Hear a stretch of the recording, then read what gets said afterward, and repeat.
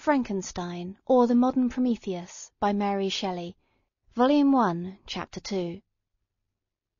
When I had attained the age of 17, my parents resolved that I should become a student at the University of Ingolstadt. I had hitherto attended the schools of Geneva, but my father thought it necessary, for the completion of my education, that I should be made acquainted with other customs than those of my native country.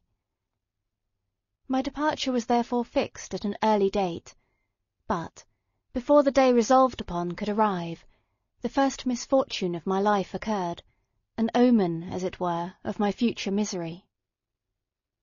Elizabeth had caught the scarlet fever, but her illness was not severe, and she quickly recovered. During her confinement many arguments had been urged to persuade my mother to refrain from attending upon her. She had at first yielded to our entreaties, but when she heard that her favourite was recovering, she could no longer debar herself from her company, and entered her chamber long before the danger of infection was past.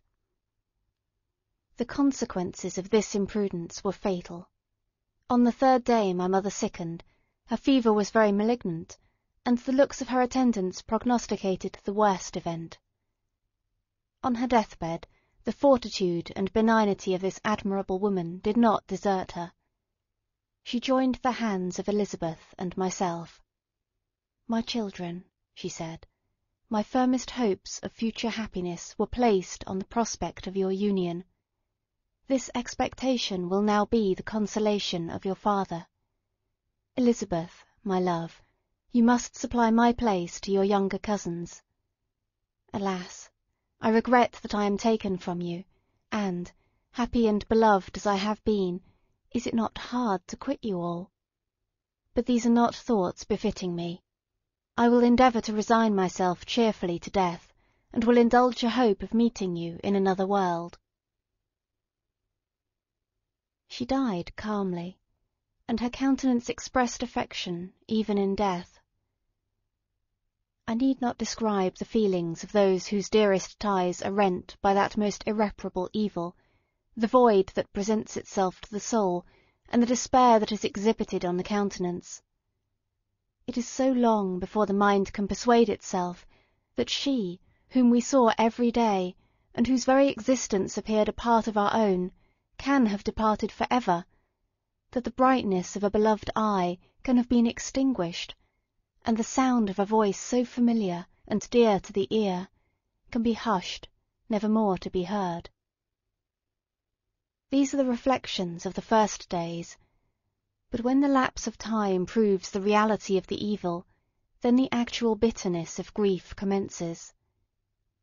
Yet from whom has not that rude hand rent away some dear connection, and why should I describe a sorrow which all have felt and must feel? The time at length arrives when grief is rather an indulgence than a necessity, and the smile that plays upon the lips, though it may be deemed a sacrilege, is not banished. My mother was dead, but we still had duties which we ought to perform. We must continue our course with the rest, and learn to think ourselves fortunate, whilst one remains whom the spoiler has not seized.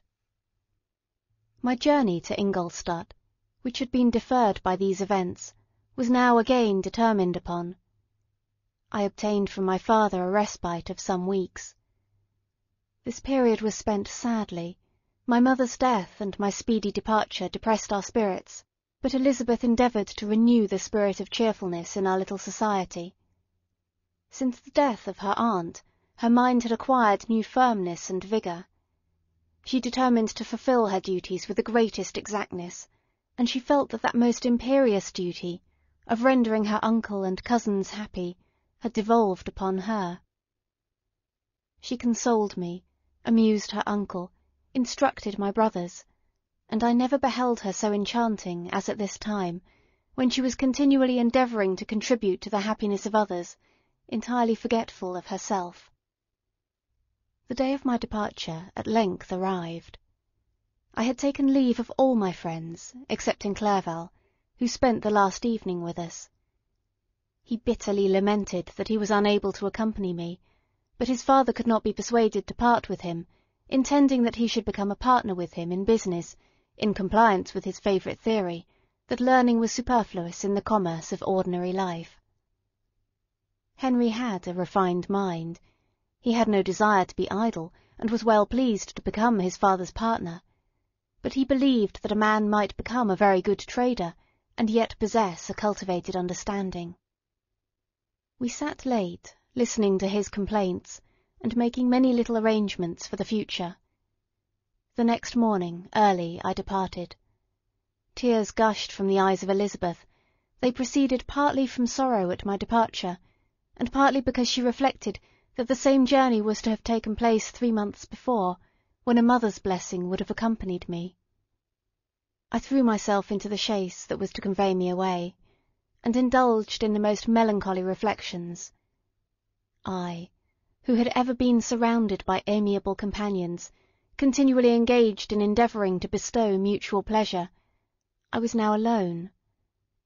In the university, whither I was going, I must form my own friends, and be my own protector. My life had hitherto been remarkably secluded and domestic, and this had given me invincible repugnance to new countenances. I loved my brothers, Elizabeth and Clerval. These were old familiar faces, but I believed myself totally unfitted for the company of strangers. Such were my reflections as I commenced my journey, but as I proceeded my spirits and hopes rose. I ardently desired the acquisition of knowledge. I had often, when at home, thought it hard to remain during my youth cooped up in one place, and had longed to enter the world, and take my station among other human beings. Now my desires were complied with, and it would indeed have been folly to repent. I had sufficient leisure for these and many other reflections during my journey to Ingolstadt, which was long and fatiguing. At length the high white steeple of the town met my eyes. I alighted, and was conducted to my solitary apartment, to spend the evening as I pleased. The next morning I delivered my letters of introduction, and paid a visit to some of the principal professors, and, among others, to Monsieur Krempe, Professor of Natural Philosophy. He received me with politeness, and asked me several questions concerning my progress in the different branches of science appertaining to natural philosophy. I mentioned, it is true, with fear and trembling, the only authors I had ever read upon those subjects. The professor stared. "Have you," he said, "really spent your time in studying such nonsense?" I replied in the affirmative.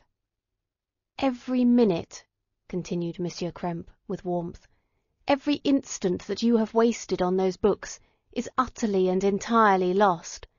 You have burdened your memory with exploded systems and useless names. Good God! In what desert land have you lived, where no one was kind enough to inform you that these fancies, which you have so greedily imbibed, are 1,000 years old, and as musty as they are ancient? I little expected in this enlightened and scientific age to find a disciple of Albertus Magnus and Paracelsus. My dear sir, you must begin your studies entirely anew." So saying, he stepped aside, and wrote down a list of several books treating of natural philosophy, which he desired me to procure, and dismissed me, after mentioning that in the beginning of the following week he intended to commence a course of lectures upon natural philosophy in its general relations, and that Monsieur Waldman, a fellow professor, would lecture upon chemistry the alternate days that he missed.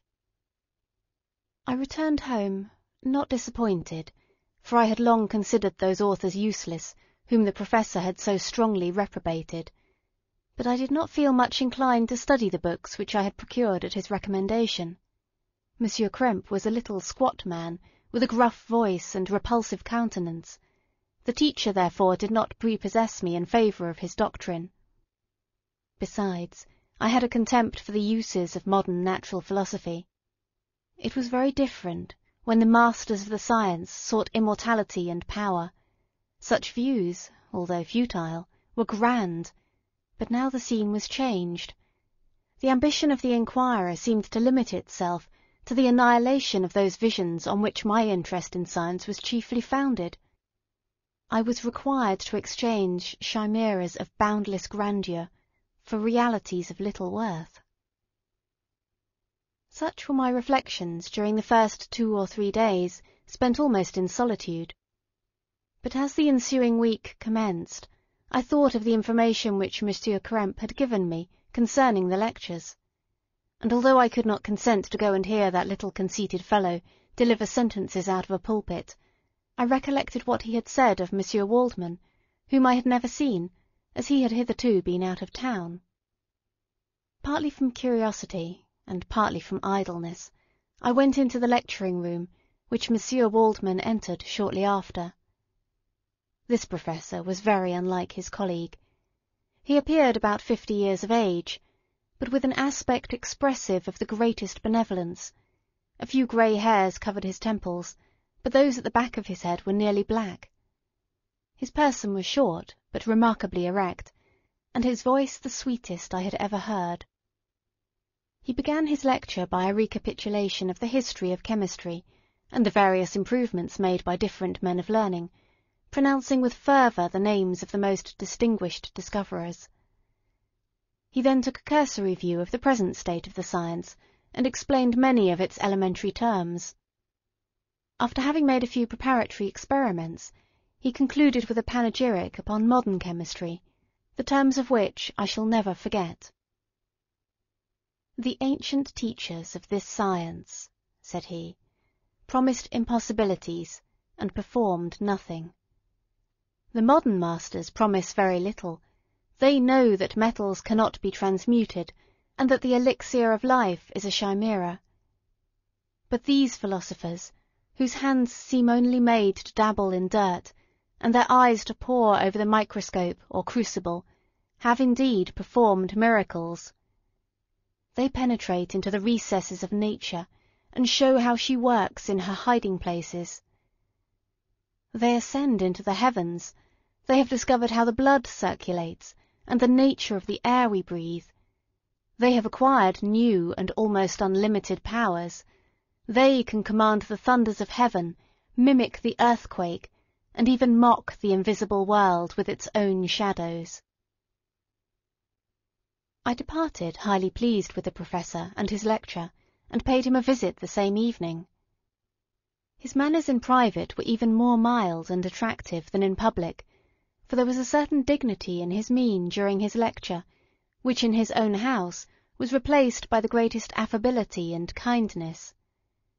He heard with attention my little narration concerning my studies, and smiled at the names of Cornelius Agrippa and Paracelsus, but without the contempt that Monsieur Krempe had exhibited.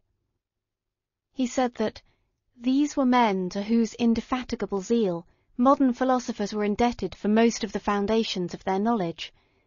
They had left to us, as an easier task, to give new names, arrange in connected classifications, the facts which they, in a great degree, had been the instruments of bringing to light. The labours of men of genius, however erroneously directed, scarcely ever fail in ultimately turning to the solid advantage of mankind. I listened to his statement, which was delivered without any presumption or affectation, and then added that his lecture had removed my prejudices against modern chemists, and I, at the same time, requested his advice concerning the books I ought to procure. "I am happy," said Monsieur Waldman, "to have gained a disciple, and if your application equals your ability, I have no doubt of your success. Chemistry is that branch of natural philosophy in which the greatest improvements have been and may be made.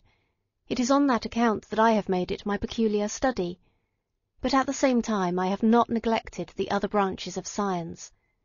A man would make but a very sorry chemist if he attended to that department of human knowledge alone. If your wish is to become really a man of science, and not merely a petty experimentalist, I should advise you to apply to every branch of natural philosophy, including mathematics." He then took me into his laboratory, and explained to me the uses of his various machines, instructing me as to what I ought to procure, and promising me the use of his own, when I should have advanced far enough in the science not to derange their mechanism. He also gave me the list of books which I had requested, and I took my leave. Thus ended a day memorable to me.